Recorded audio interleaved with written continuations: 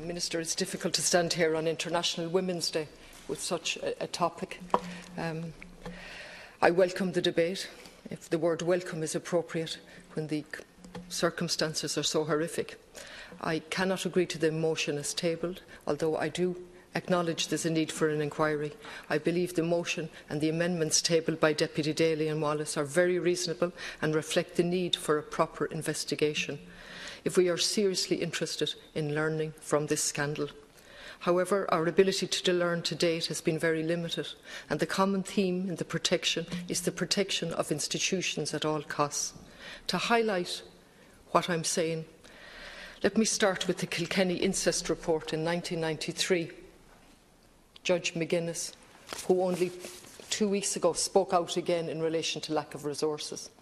That's the Kilkenny incest case, 1993, presented by Brendan Howland, who was Minister at the time, who said everybody was horrified in relation to that report, and so on, and everyone expressed their outrage and their horror and all of the other emotions that are being expressed now in relation to the Grace case and the other children who are not being covered by the inquiry. And then the Minister went on to say in 1993, however, it is heartening to read that the investigation team conclude that today, 1993, an early diagnosis of such abuse would be much more likely. That was 1993.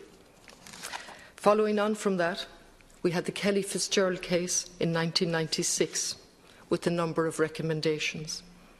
2 years later, we had the West of Ireland farmer case. 1 year later, we had the Monagea report. In 2010, we had the Roscommon childcare case. All of these now give major recommendations, Minister. And the judge, Reynolds at the time, said the children had been utterly failed by everybody around them. That was 2010.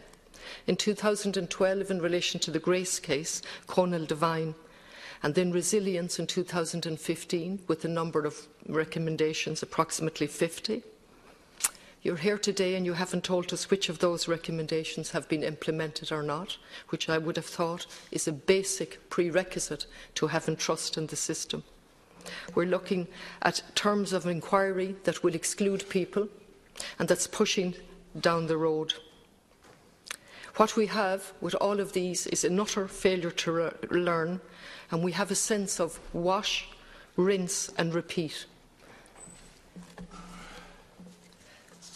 Minister, it might be difficult to listen in terms of this, but these are major reports that successive governments have utterly refused to learn from.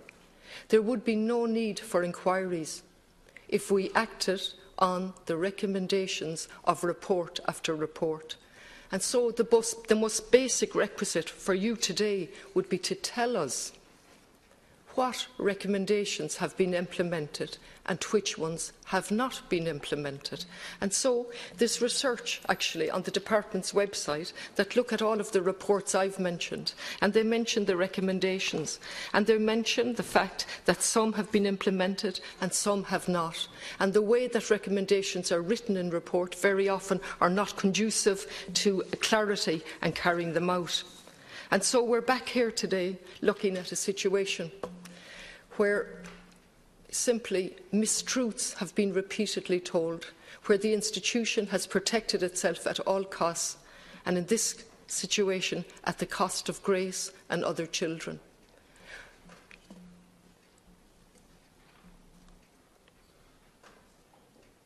Do you know, Minister, sometimes in this Dáil it's difficult to avoid or to stay going with the political games that are being played. It's International Women's Day, and I'm standing here talking about a young woman called Grace who's been utterly neglected. Not alone that, but the other children have.